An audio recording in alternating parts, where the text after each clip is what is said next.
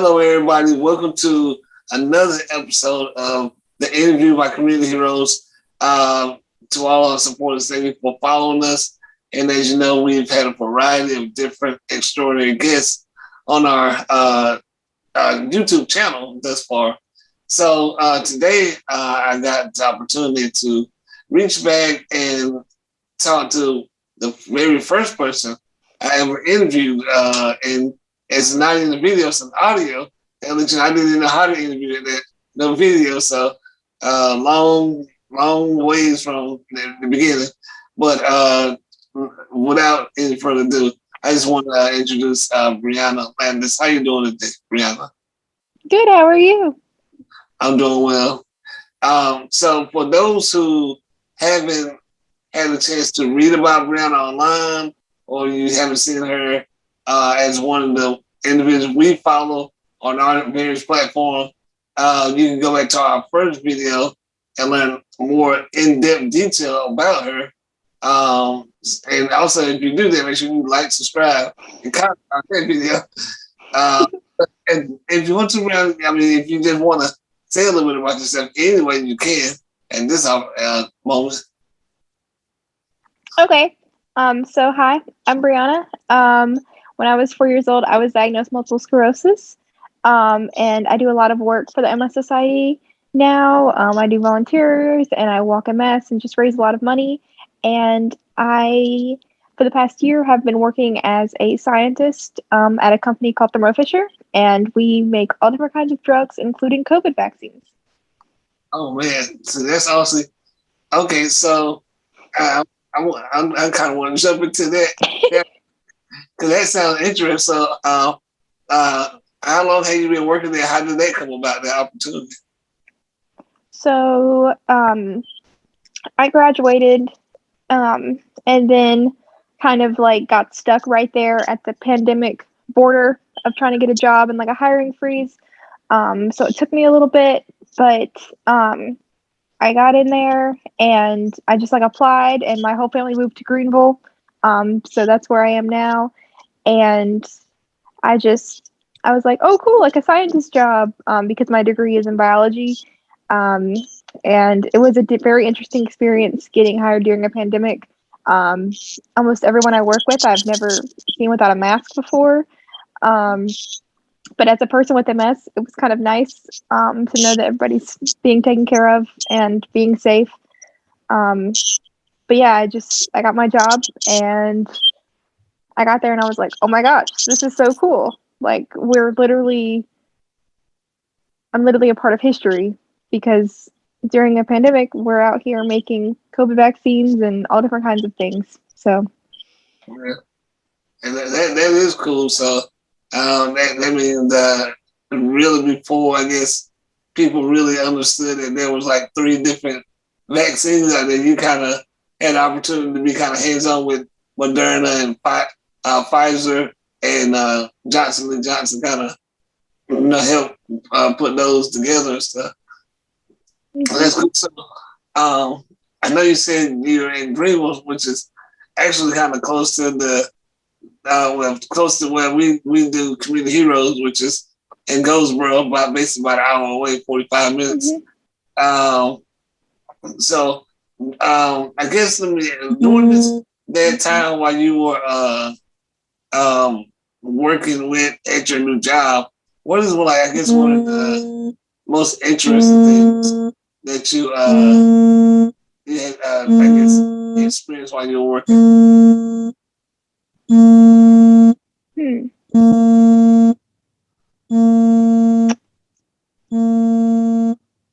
I'm sorry. There's a alarm noise going off. Oh, there it goes. Um, I think the most interesting part of my job is probably how one day we're making, something to help people wake up from the anesthesia, and the next day we're working on COVID vaccines, and then the day after that we're working on something to help treat ovarian cancer. It's just there's so many different things happening. Every day is completely different, and I think that's why I enjoy it so much. So um, So I noticed like at one of your posts that you had put on I think it was Instagram. I think you had to one of your doctor visits. They were saying like your muscle tone when dealing with your cerebral palsy. Um, it was I think it was the muscle tone had to be a little bit more. It had to be strengthened, and Hmm. I like that you did it before and after. You know, you had a resistance band showing Hmm. that at one point you weren't able to do a particular exercise, but I can't remember the duration. But after a certain period of time, with your persistence, you were basically doing it effortlessly. Uh, so I didn't know that with just some of your advocacy that you're doing, just posts like that. Could you just explain how um, just how that has helped you motivate others and just kind of help you get your story out? Well, when I went to the neurologist for my MS, and um, usually I've had MS for 20 years now. I really don't have any problems with that. So the fact that I had any muscle weakness at all, and I was taking the test, and the doctor was like, "Do it again, do it again." It was terrifying for me because that never happens, and I didn't really know what to do. Um, and he said, "Just go to physical therapy; it'll be okay." Um, and since we are in a pandemic, and I had just moved, I didn't have a lot of friends in this area, especially friends with MS. So I was just like, you know what? Like, I'm gonna reach out to my online friends, and if anybody else is going through this, I hope maybe I can help them too. And then I was just really hopeful that I'd have that after video to be able to show the difference. And I did end up having that, and it was great. Um, the first video I posted on TikTok, and um, I got over 20,000 views, which was insane. I know that's not like viral or anything, but it was pretty viral for me. Um, and it also helped me to connect with a lot of other people with MS that had gone through the same thing and hear like tips from them, um, things I've maybe not had heard of before, and just have that support system that I didn't have moving in a new place because I had my family, but I didn't have a lot of people with MS around here. Yeah, yeah. And like you said, 20,000. That number is still insurmountable in my mind. Like I said, that's a large number. So and again, I had a pro slip on the tongue. I meant to say multiple sclerosis, and I think I might have said CP. And so I say charge it to my head and not my heart on that one because I know somebody's going to look and be like, "What did he just say?" This, You're fine. um, yeah. So another thing I think I had mentioned in our first interview too with MS. They have what's really big with that is the MS walk also, and I know like when it's time for that walk, it's like well known. It's all over the place. And one thing I like about it is the usually they having like they have their pets out, uh, their dogs and stuff, but they got like these little pendants, and I just thought it was so cool that like I guess medallions, pendants, or whatever you want to call them. I just thought those were really cool. And I think I remember you saying I think you were very active with the MS Walk also. So for the past 2 years, last year for Virtual Walk MS, um, I dedicated a walk to. I would walk every single weekend in the Walk MS season, so a couple months, and I would dedicate it to a different friend of mine, and I'd make like a video that would kind of highlight that my favorite characteristic about that friend, and they would just do like funny, silly little things. Like one of my friends really likes to dress up for walks, so my entire family like got dressed up. My sister dressed up like Cinderella, and I dressed up like a minion, and my mom dressed up like a unicorn.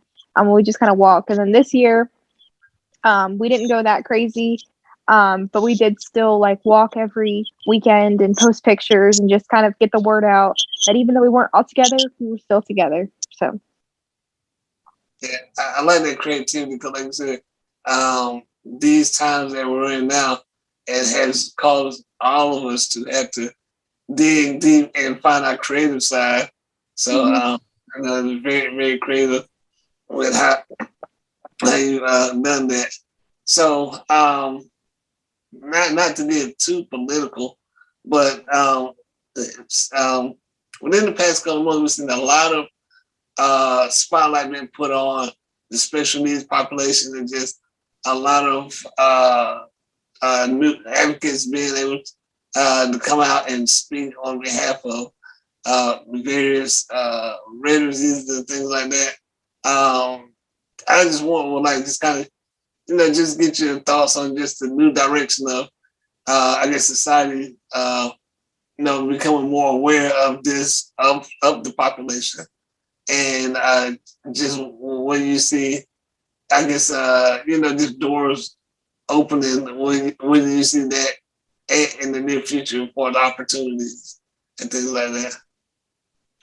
Well, as the work that I do for MI Society, politically, we follow the political climate and we watch it change all the time.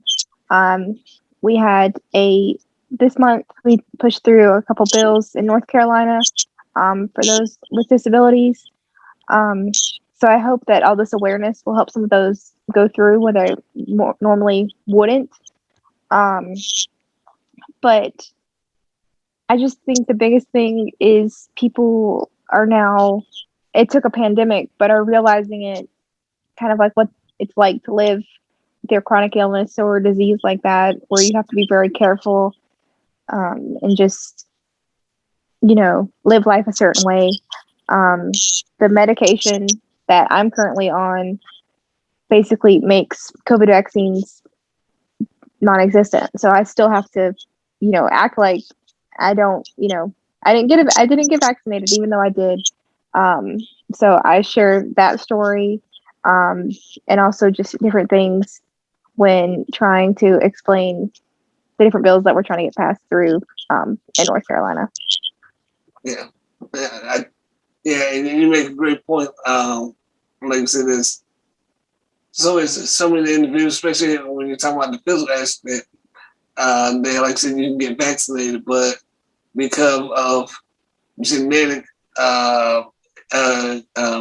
genetic conditions that individuals may have, you still have to take those precautionary measures. And I think another thing that I think we're realizing is that it's more individuals that have to take these precautions than society may have presumed at the beginning, and they're saying that the number of individuals contributing to the working force is much larger than initially thought. Because, like you said yourself, being disabled, but you were on the front line making the medicine. You're a worker, and you are very much affected by this by the COVID. But like I said, you are in the special needs population. I did it earlier, and I was saying, 30, 40 years ago, that may not have been the situation. Special needs population is coming a long ways in areas that you see us at now. So, and going back to what you just said about the bill that MS has fought for, many other organizations, I'm so happy that we had the opportunity to have these things kind of pushed through. I know I was reading about students who have student loans, but have special needs also could get, I think it's called total, it's TPD, I forgot what, total plan discharge or something, yeah. TPD. Yeah, basically they're saying they'll wipe all your student loans away if you qualify for it. And that just got to verify you're disabled and all this stuff. But it was kind of interesting. And stuff. So I know you said you moved to Greenville. So since you moved, how well have you adjusted, I guess, and been in a new location and just being in Greenville? Well, it's a little bit hotter here. But the community's great. It is a different, interesting experience living in a college town versus living in a small town, which is where I came from. But there's always something to do. Um, and it's great to be near my family. So I enjoy it. Yeah, I have a family actually in Greenville, and like I said, you got ECU down there, so it's always something going on. Um, and I did one particular story I'm gonna share in no interview, but this one there's a McDonald's right somewhere close by ECU in that area, and I was down there. My wife had to go to a doctor down there to one of those private hospitals down there, and we're in the parking lot eating, and like these guys go by on a Jeep with no doors on or whatever, and they got the music playing with no shirts off. And they're like, then they all yelling and everything. It was break, and then I was like, yeah, you can tell we're by the ECU, yeah. Yep. So yeah, but yeah, that's like I said, I wasn't gonna do a long interview, but I really just want to touch base with you and just see how you have done doing. Well, I know how you've been doing. Let our readers and our viewers know how you've been doing. Again, thank you so much for coming back and allowing us to interview you. And this time, everyone can see you. Yes. Yeah, that's even better. So before I let you go, I know if you can let our followers know, well, maybe they can just keep up with you and reach out to you. If they wanted to, I guess just drop a line or a comment. Okay. Well, I guess if you want to look at some of my old speeches, they're all up on YouTube under my name, Brianna Landis. And then my email is my name, briannalandis@gmail.com. Or you can probably see me on Facebook or Instagram as well, or TikTok now. That one's a little bit embarrassing, but I am there too. Well, at 20,000 viewers, like I said, embarrassing not you got pretty good following starting with. So again, like I said, thank you so much. Again, everyone that watches, please, support Brianna. She's a very nice person. Comment on our video, like it, subscribe. If you feel led, donate to Community Heroes. We're always looking for donations to help us push our mission. And always, thank you so much. And we will see you again at our next interview. Thank you so much.